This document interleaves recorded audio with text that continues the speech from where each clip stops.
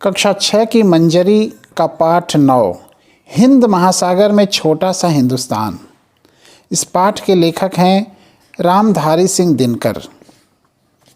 रामधारी सिंह दिनकर का जन्म सन 1908 में सिमरिया, जिला मुंगेर, बिहार में हुआ था। हिंदी की राष्ट्रीय धारा के कवियों में दिनकर का महत्वपूर्ण स्थान है। प्रगतिशीलता और विचारों की गहराई आपके लेखन की विशेषता है। कविता के साथ गद्य लेखन में भी आपको यश प्राप्त है। रेणुका, हुंकार, रसवंती, सामधेनी, कुरुक्षेत्र, रश्मिरथी और उर्वशी आपकी कविता की पुस्तकें हैं। संस्कृत के 4 अध्याय, मिट्टी की ओर, काव्य की भूमिका आदि आपकी गद्य रचनाएं हैं। सन 1974 में इनका निधन हो गया। प्रस्तुत यात्रा वृत्तांत में लेखक ने मॉरिशस के सौंदर्य और वहाँ फैली भारतीय संस्कृति का वर्णन किया है। मॉरिशस वह देश है जिसका कोई भी हिस्सा समुद्र से 15 मील से ज़्यादा दूर नहीं है। मॉरिशस वह देश है जहाँ की जनसंख्या के 67% लोग भारतीय मूल के हैं। मॉरिशस वह देश है जिसकी राजधानी पोर्ट लुई की गलियों के नाम कलकत्ता, कोलकाता, मद्रास, चेन्नई, हैदराबाद और मुंबई हैं तथा जिसके एक पूरे मोहल्ले का नाम काशी है। मॉरिशस वह देश है जहाँ बनारस भी है, गोकुल भी है और ब्रह्मस्थान भी। यात्रा पर मैं दिल्ली से 15 जुलाई को, मुंबई से 16 जुलाई को और नैरोबी से 17 जुलाई को मॉरिशस के लिए रवाना हुआ। इधर से जाते समय नैरोबी की दुनिया में मुझे 1 रात और 2 दिन ठहरने का मौका मिल गया। अतएव मन में यह लोभ जग गया कि मॉरिशस के भारतीयों और अफ्रीकियों से मिलने के पूर्व हमें अफ्रीका के शेरों से मुलाकात कर लेनी चाहिए। विमान दूसरे दिन शाम को मिलने वाला था। अतएव हम जिस दिन नैरोबी पहुँचे उसी दिन उच्चायुक्त श्री भाटिया के साथ नेशनल पार्क में घूमने को निकल गए। नैरोबी का नेशनल पार्क चिड़ियाघर नहीं है। शहर से बाहर बहुत बड़ा जंगल है जिसमें घास अधिक, पेड़ बहुत कम हैं, लेकिन जंगल में सर्वत्र अच्छी सड़कें बिछी हुई हैं और पर्यटकों की गाड़ियां उन पर दौड़ती ही रहती हैं। हमारी गाड़ी को भी काफ़ी देर तक दौड़ना पड़ा, मगर सिंह कहीं दिखाई नहीं पड़े। दूरी तय करने के बाद, या यूँ कहिए 10-20 मील के भीतर हर सड़क छान लेने के बाद हम उस जगह जा पहुँचे जहाँ सिंह उस दिन आराम कर रहे थे। वहाँ जो कुछ देखा वह जन्म भर कभी नहीं भूलेगा। कोई 7-8 सिंह लेटे या सोए थे और उन्हें घेर कर 8-10 मोटरें खड़ी थीं। तुर्रा यह कि सिंहों को यह जानने की कोई इच्छा ही नहीं थी कि हमें देखने को आने वाले लोग कौन हैं। मोटरों में शीशे चढ़ाकर उनके भीतर बैठे लोगों की ओर सिंहों ने कभी दृष्टिपात नहीं किया, मानो हम लोग तुच्छाति तुच्छ हों और उनकी नज़र में आने के योग्य बिल्कुल नहीं हों। हम लोग वहाँ आधा घंटा ठहरे। इस बीच एक सिंह ने उठकर जंभाई ली, दूसरे ने देह को ताना, मगर हमारी ओर किसी भी सिंह ने नज़र नहीं उठाई। हम लोग पेड़ पौधे और खरपात से भी बदतर समझे गए। इतने में कोई मील भर की दूरी पर हिरणों का एक झुंड दिखाई पड़ा, जिनके बीच एक जिराफ खड़ा था। अब 2 जवान सिंह उठे और 2 ओर चल दिए। एक तो थोड़ा सा आगे बढ़कर एक जगह बैठ गया, लेकिन दूसरा घास के बीच छिपता हुआ मोर्चे पर आगे बढ़ने लगा। हिरणों के झुंड ने ताड़ लिया कि उन पर सिंहों की नज़र पड़ रही है, अतएव वे चरना भूलकर चौकन्ने हो उठे। फिर ऐसा हुआ कि झुंड से छूटकर कुछ हिरन एक तरफ को भाग निकले, मगर बाकी जहाँ के तहाँ खड़े रहे।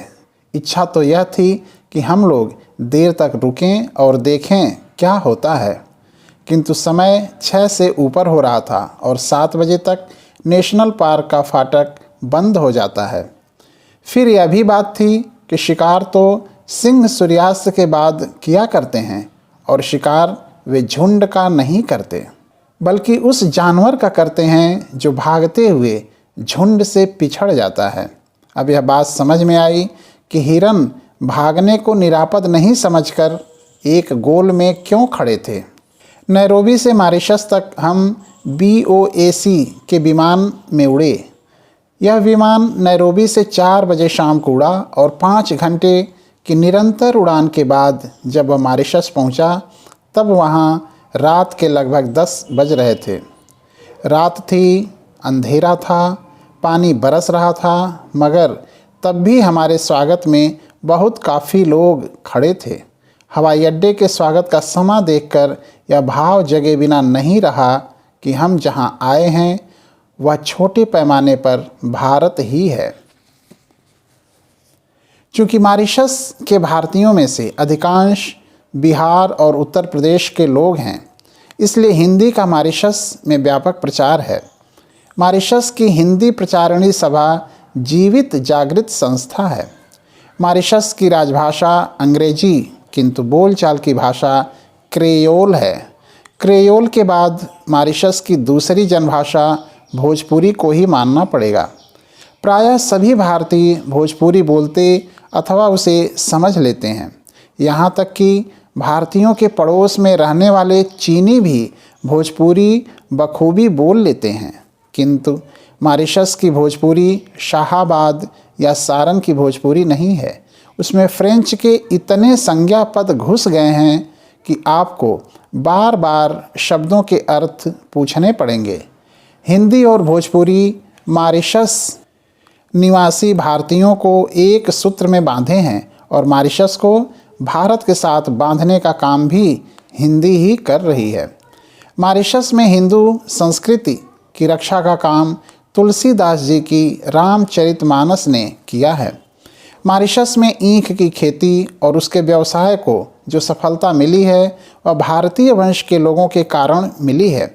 सारा मॉरिशस कृषि प्रधान द्वीप है, क्योंकि चीनी वहाँ का प्रमुख अथवा एकमात्र उद्योग है। भारत में बैठे बैठे हम यह समझ नहीं पाते कि भारतीय संस्कृति कितनी प्राणवती और चिरायु है।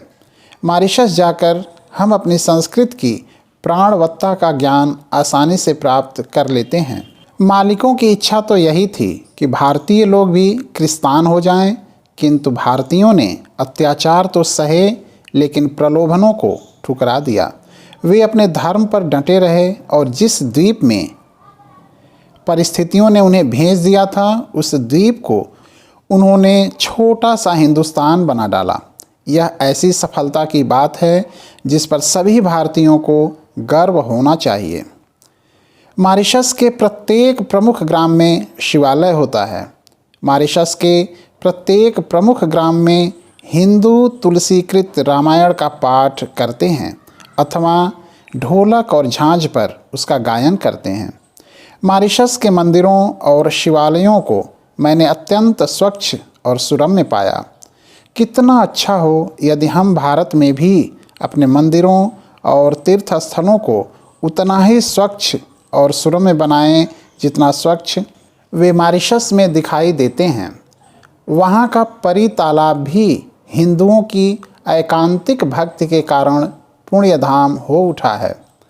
परी तालाब केवल तीर्थ ही नहीं, दृश्य से भी पिकनिक स्थान है। शिवरात्रि के समय सारे मॉरिशस के हिंदू श्वेत वस्त्र धारण करके कंधों पर कांवर लिए जुलूस बांधकर परी तालाब पर आते हैं और परी तालाब का जल लेकर अपने अपने गांव के शिवालय को लौट जाते हैं तथा शिव जी को जल चढ़ाकर अपने घरों में प्रवेश करते हैं। ये सारे काम वे बड़ी ही भक्ति भावना और पवित्रता से करते हैं। सभी वयस्क लोग उस दिन उजली धोती, उजली कमीज, उजली गांधी टोपी पहनते हैं। हाँ, बच्चे हाफ पैंट पहन सकते हैं, लेकिन गांधी टोपी उस दिन उन्हें भी पहननी पड़ती है। परी तालाब पर चलने वाला यह मेला मॉरिशस के प्रमुख आकर्षणों में से एक है और उसे देखने को अन्य धर्मों के लोग भी काफ़ी संख्या में आते हैं।